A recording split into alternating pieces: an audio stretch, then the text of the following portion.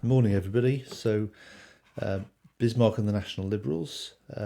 This video is for my teaching group for my lesson yesterday. We actually spent two lessons on Bismarck and the National Liberals, and we didn't quite get to the end of this slideshow. And the final part of the slideshow was about the consequences of Bismarck's policies towards the National Liberals, in particular the policy of protectionism, how he introduced protectionism, and what the consequences were, particularly economically and politically. So I just need to finish off the lesson. So the software always takes me to the beginning, so I just need to quickly scroll through to the point that we reached. So just bear with me while I do that. So here we go.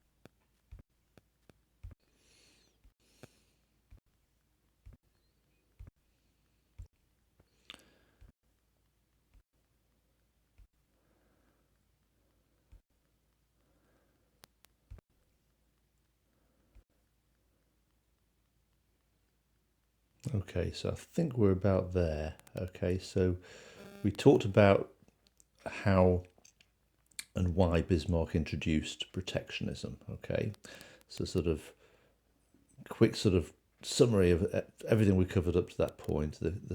The sort of key concept here is that Germany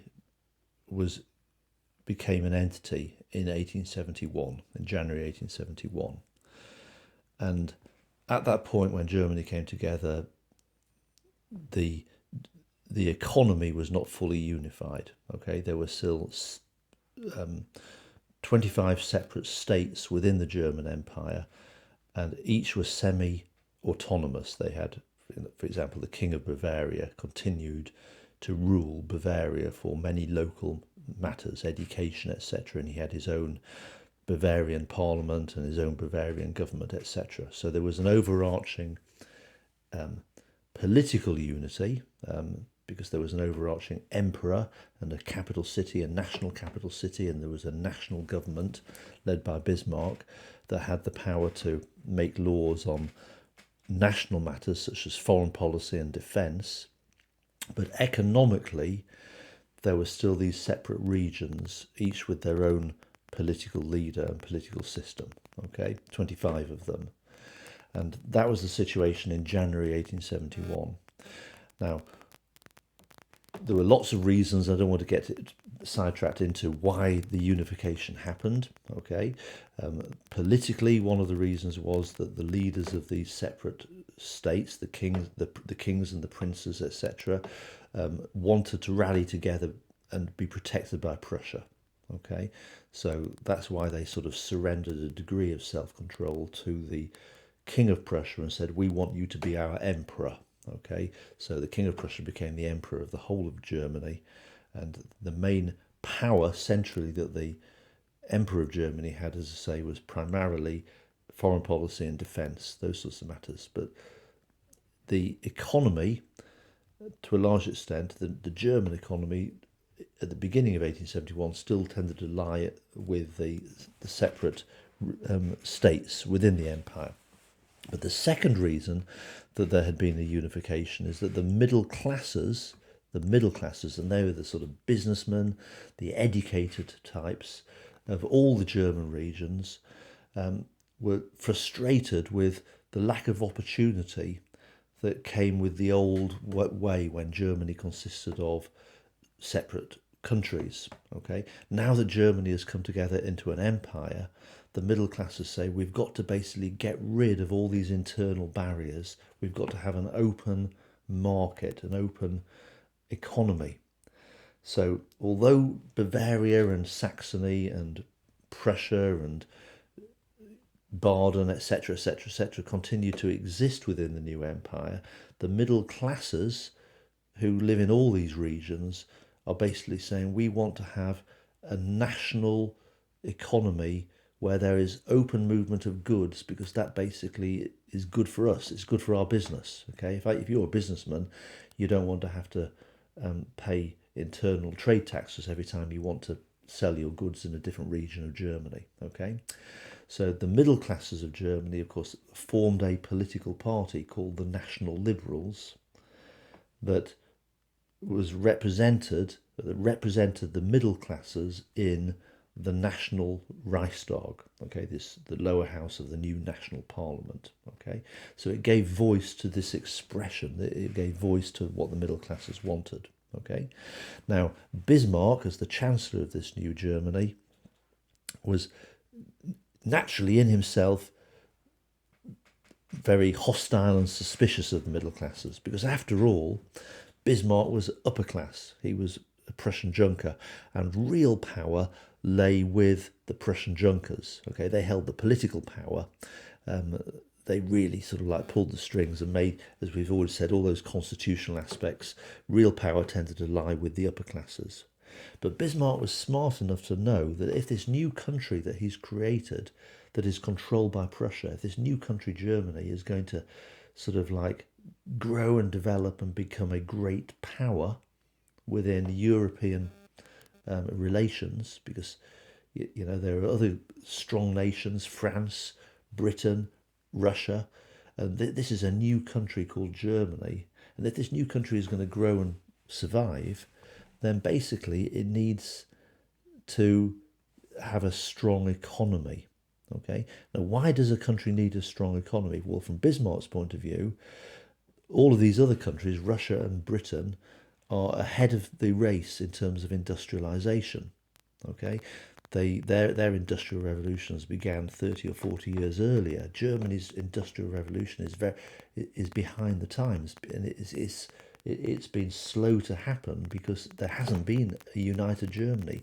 Now you've got a united Germany, there's a great opportunity to drive industrialization. But industrialization will only be driven if you get rid of all of these internal barriers, okay, and they've got an open market. Now, why does Bismarck want Germany to industrialise? Well, I suppose bottom line is that winning wars in the late 19th century is no longer about soldiers charging at each other in fields on horses. That's the way wars have been fought for hundreds of years. But now you've got industrialisation. Countries that win wars are the countries that have got armies that have got weapons, okay? Industrial weapons. And the French and the British have got much better equipped armies than Germany, because Germany's industrial revolution is behind the times. It needs to accelerate. So ultimately, Bismarck wants to encourage industrialisation in his new country, Germany, so that the Prussian army, that is this great European army, if it's going to survive and if Germany is going to survive in the late 19th century as a new country, if it's going to survive, it needs to be properly equipped with modern weaponry. And where does modern weaponry come from? It comes from the cities. And who's going to drive that? It's going to be the middle classes, because they're the businessmen. And it's actually also going to be the new urban workers, and because they work in the factories. But the Bismarck's problem is he doesn't really trust the middle classes and the urban workers. He feels threatened by them because he's worried that they will want to take power from the upper classes. But he's got to find a way of making this happen. So ultimately, Bismarck, therefore, knew he had to work with the National Liberals. He had to somehow form a working relationship with them, make them feel that they have got a stake in this new Germany, but without losing the power himself. Okay, so that's kind of like where we are. And so in the early 1870s, what Bismarck did is he worked with the National Liberals. He said, look, you and I, we both want the same thing. We want to have an open Germany in which there's no longer trade barriers. So we get free movement of goods. That will stimulate our economy, it will create industrial growth, and that's what we want. You, the middle classes, want it because it's going to give you money. We, the upper classes, want industrial growth because it's going to give us modern weaponry, and we'll have a strong and that'll strengthen our new Germany. Okay, the downside of industrialization, of course, is it's going to create a urban working class that will be possibly following Karl Marx and pushing for more power themselves, but Bismarck thinking, well, I need to find a way of controlling that, but it's inevitable because we have to industrialise if Germany is going to survive. Okay, so that was the early 1870s. But then the problem was the recession hit Germany in the mid 1870s, and it was a worldwide recession, and across the whole of the world, other countries began putting up trade barriers, taxes, tariffs around their countries. So Bismarck had to change his approach. He had to somehow, he wanted to keep an open market within Germany. So the internal trade taxes continued to go, okay, but around Germany he had to put tariffs back, okay, because that was about stopping cheaper goods coming in from overseas. And in particular, we talked about, for example, grain from Russia and America was very cheap, and so the ordinary Germans really wanted to buy American and Russian bread in the markets, and that was undercutting the Prussian farmers, who were the big food producers in Germany, and they couldn't produce their food as cheaply as the Russians and the Americans. So therefore Bismarck said, look, we've got to basically introduce protectionism. We can't have complete free trade, complete open borders. That simply can't be the case.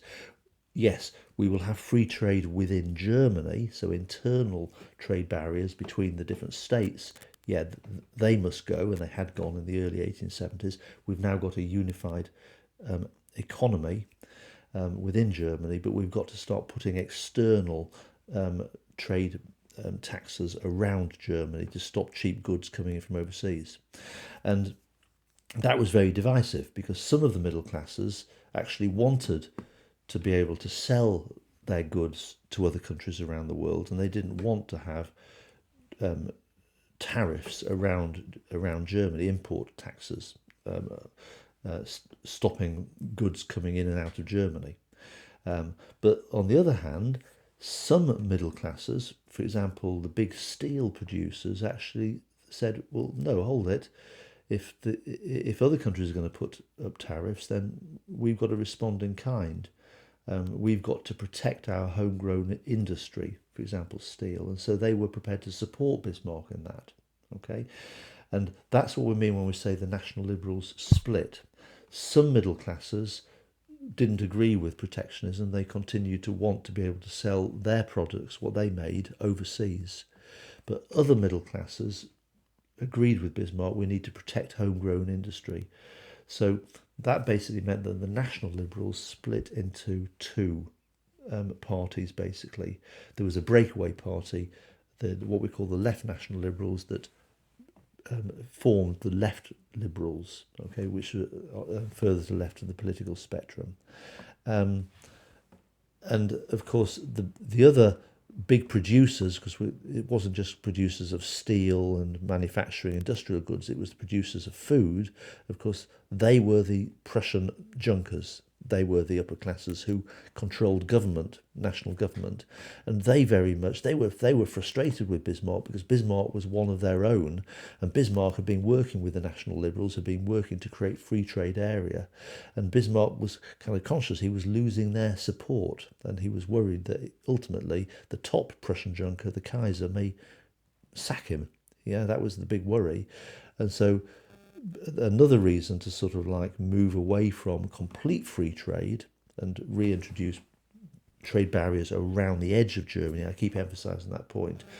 He kept free trade within Germany, but it's about protecting Germany from goods abroad. So another reason, a political reason to do that, was basically to win back favour with the Prussian upper classes, who were having doubts about Bismarck and there were conversations in the mid-1870s, should Bismarck, should we get rid of him? Okay, so hopefully that's a sort of like an overview of the point we reached. So, as I say, we'll just go through the last couple of strands then, and hopefully I've covered a lot of this. So, there's the point we said in the lesson yesterday. Bismarck's campaign weakened the political influence of the National Liberals, which split. And with hindsight, we can sort of see this was a turning point. From this point onwards, the National Liberals fell into decline. And the original right-wing National Liberals, they now said to Bismarck, we want to have protectionism. We want our goods to be protected from cheap competition abroad. And so the right-wing National Liberals, who represented the steel producers, the big steel producers, rallied together with the Prussian farmers, the Junkers, to say, we want trade barriers around Germany. Okay, and that rallying together was called the Alliance of Steel and Rye. So there's the sort of background about how the National Liberals split in, and a breakaway formed called the Left Liberals. And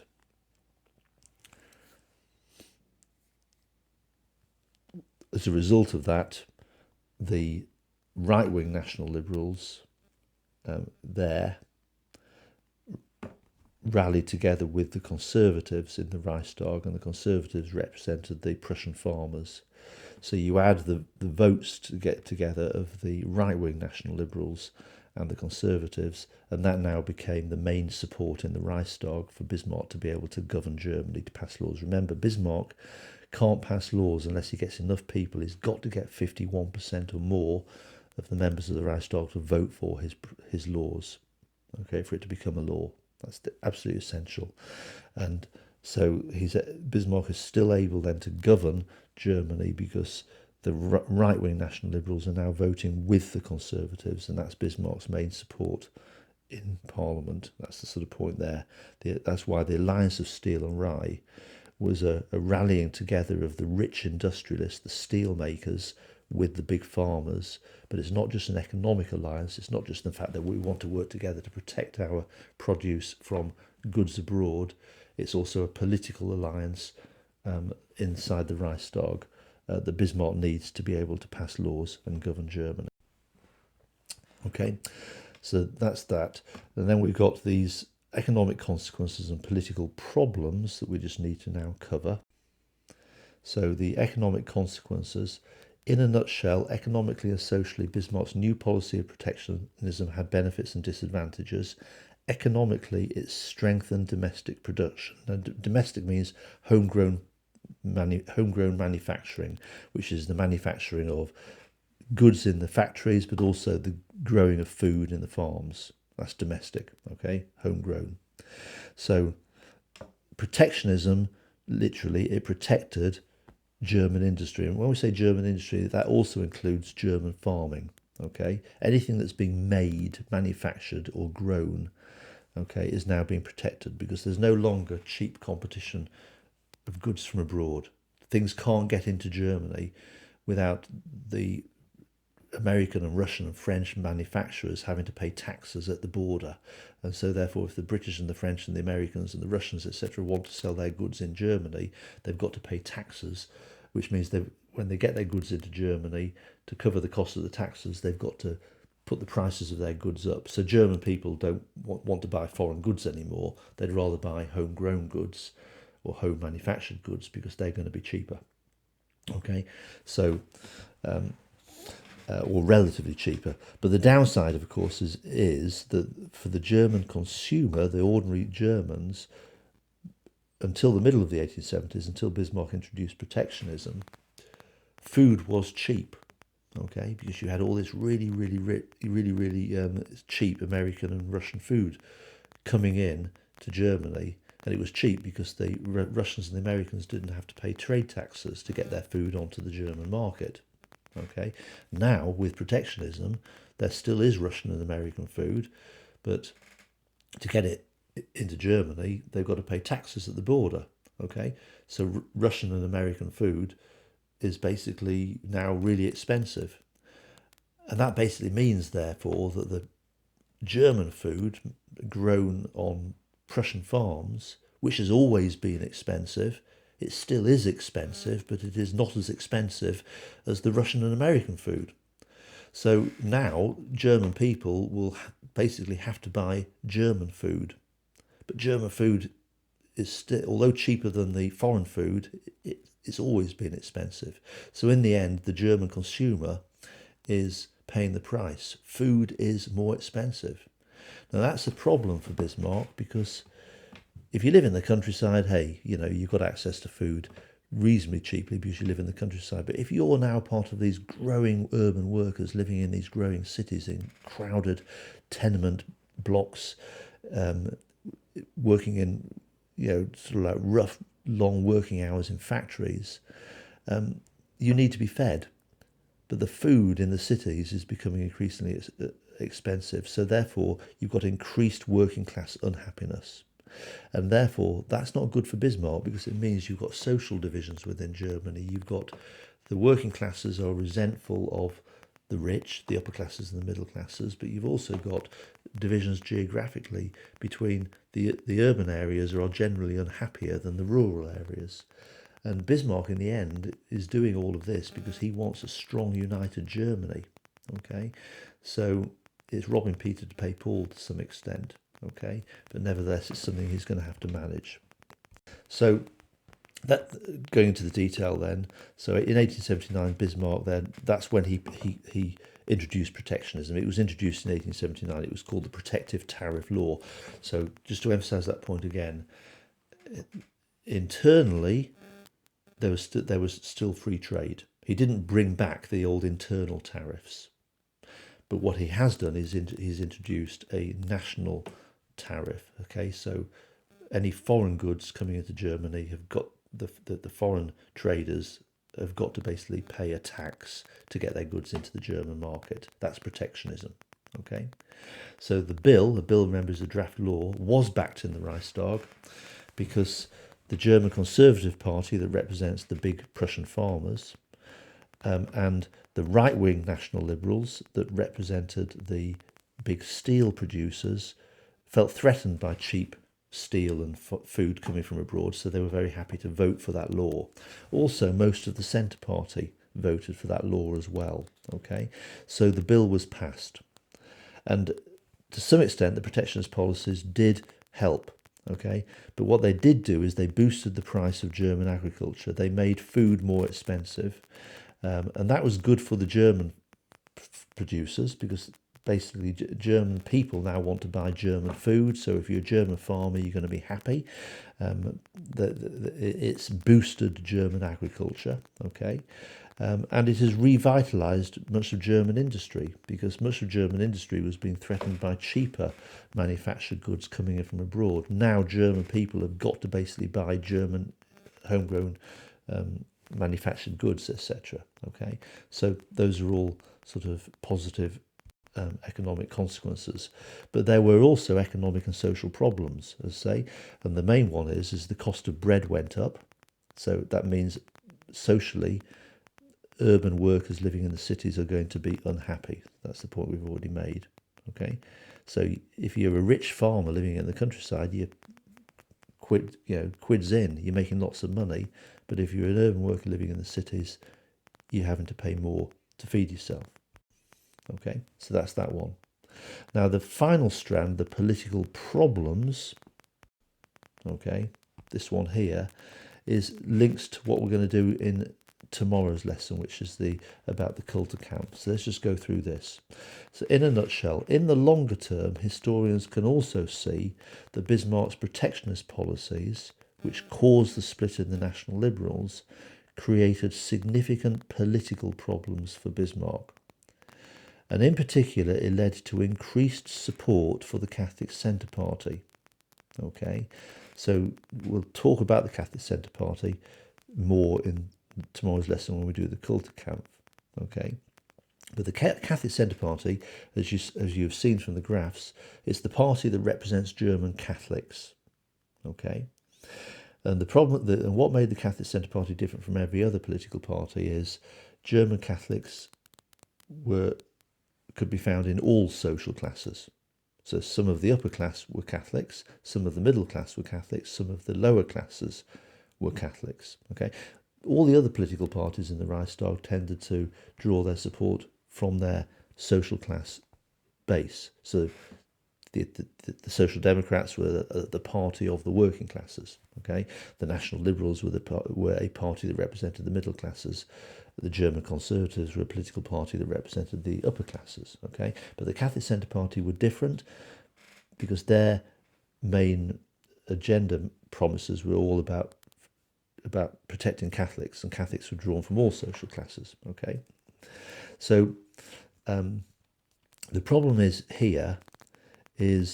Bismarck's protectionist policies were not popular with the Catholic Centre Party, and the Catholic Centre Party therefore tended to side with the left liberals against Bismarck and his alliance of steel and rye. So why were the protectionist policies not popular with the Catholic Centre Party? Well, because a large number of Catholics were from the lower classes. Okay, so again, that was a factor. Okay, so it left Bismarck and subsequent chancellors politically isolated. Bismarck began to realise that if he's going to be able to govern Germany in the future, he also needs the support of the Catholic Centre Party. And that was a problem for him, because the Catholic Centre Party often sided with the left liberals against Bismarck, who was working with the right-wing National Liberals and the Conservatives. Okay, so Bismarck, and after Bismarck's resignation in 1890, other chancellors, Caprivi and Hohenlohe, etc., also found it very difficult to pass laws through the Reichstag if you didn't get the Catholic Centre Party support. Okay, so again, it comes back to that crucial point that although the national imperial government has the power to initiate laws, a law cannot become a law until more than 50% of the members of the Reichstag have voted for it. So an effective chancellor has got to find a way of getting the political parties in the Reichstag, of getting collectively more than half of the members of the Reichstag to vote for that law. Okay, and Bismarck's support was mainly from the right-wing National Liberals and the Conservatives, but he needed the Catholic Centre Party vote as well as time went on. Okay, so there's the sort of like graphs that kind of show that. You can sort of see that's 1871, and you can sort of see that the National Liberals and the Conservatives, their vote between them, they had lots of seats between them, and so the Catholic Centre Party didn't really matter in 1871, because those parties, the National Liberals and the Conservatives between them, gave Bismarck the 50% majority he needed. Okay, because you actually add those up, National Liberals had 30% and the Conservatives had 23%. Okay, so that's sort of 53%. There is your majority. He can pass laws without worrying about the Centre Party. Okay, but by 1884, and this is after protectionism has all been introduced, the things have changed. The National Liberals have massively gone down because many of their voters have gone over to the left Liberals. Okay, and what that basically means is, and also the support for the Conservatives has gone down. Look, the Conservatives in 1871 was 23%. The Conservatives in 1884 has gone down to 16%. Now, this reduced the National Liberal Party and the Conservatives, they are Bismarck's main backers in the Reichstag. But you add up their percentages, and it is 18% for the National Liberals and 16% for the Conservatives. 18 plus 16, what does that equal? 34%. It's only just over a third of the members of the Reichstag are going to support Bismarck when Bismarck goes in and says, I want a law passed, vote for it. And Bismarck, remember, needs 50% or more of the Reichstag to vote for his laws for it to become a law. So he's got to look around. He's got to look around and think, well, where am I going to get my support? Okay, how am I going to get top up, get 50% or more of the vote? And the obvious party is the Catholic Centre Party. Okay, he's never going to get these parties, the SPD and the left Liberals, to vote for him, because I mean they're left-wing parties, and Bismarck's policies, his laws overall, are sort of like nationalistic and conservative. Okay, but Bismarck has got to somehow find a way of expanding his base, and the only way to do that is to win over the Centre Party. Okay, so that's kind of like the sort of point that's been made here. So the decline of the National Liberals opened a sort of void, a gap in the middle ground of the political spectrum for the Centre Party, and suddenly the Centre Party is becoming more important. Okay, Bismarck cannot manage the Reichstag. He can't pass laws through the Reichstag without Centre Party support. So Bismarck is therefore losing control. He's got to somehow find a way of keeping the Catholic Centre Party on his side. The problem is that in the early 1870s, and we'll do this in tomorrow's lesson, Bismarck had decided the Catholics were the enemy. So all of his policies in the early 1870s were all about attacking the Catholics, but that's not going to win him votes, and is certainly not going to win the support of the Catholic Centre Party to be able to pass laws in the Reichstag. So hence, Bismarck has got to rethink his whole strategy towards the Catholics. Okay, so the left-wing Liberals, who had broken away from the National Liberals to form the Liberal Union Party, which ultimately became the Left Liberals, were very successful in the 1884 election. That's the point. So again, look at the Left Liberals. In 1871, they were a very small party, but in 1884, their vote has gone up from 10% to 18%. Why? Because many of the voters of the old National Liberals have gone over to the Left Liberals. That's what I mean by the split. Okay, the National Liberals have lost vote. Look at the National Liberals, it's gone down. Why has it gone down? Because many of their voters have gone over to the Left Liberals. And that's creating real problems, because for Bismarck to govern Germany, he needs the support of the parties on the right and the centre of politics. So Bismarck is finding himself increasingly politically isolated, which is the point there. Incidentally, don't worry about that other one. In a sense, I almost wish that when I made these graphs from my spreadsheet ages ago, I hadn't even shown others, just kind of like, there were lots of other small political parties, and the software had to put them somewhere on the graph. Okay, but they were not a single party, so it almost like pretend that other doesn't exist on the graph. Okay, so there's our overall picture. Okay, the final picture for this double lesson. So hopefully that works for you. So just a reminder that you need now to be doing the Kulturkampf, doing the preparation for tomorrow's lesson on the Kulturkampf. I'll get this link uploaded to you first thing this morning when I get into work, and make sure you play this video Thursday evening so you're well prepared for tomorrow's lesson. Thanks very much.